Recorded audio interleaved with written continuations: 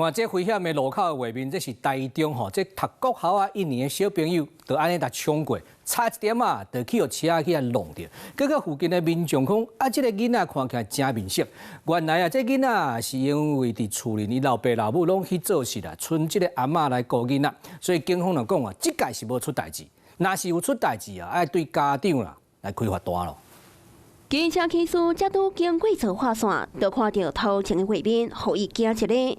一个小朋友过车路拢无咧巡，也无咧看车，直接车过上黄线，行向对向车道，就差一点啊，就去互直行乌色的轿车弄着。加在轿车紧打动啊，才无出车祸。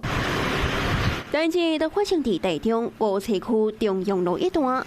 8日下晡4点多，小朋友危险过车路，和后边的机车骑士，也有险啊甲弄到的轿车驾驶，拢行一条。下班时间这里真的很多。对，那你知道呢？这样过马路真的很危险。那台车忽然间刹车，后来他小朋友走过来，我有跟他说：“你这样过马路太危险。”附近的民众讲，这个囡仔读国小1年啊，因为学校整一天运动会8日补假。爸母拢去上班，剩阿嬷担厝顾囡仔。影片显示，孩童未依规定穿越车道，违反《道路交通管理处罚条例》第78条第1项第3款，可处500元罚款。警方讲，未满14岁囡仔会依照同一条规定，甲伊法定的代理人或者是监护人处罚。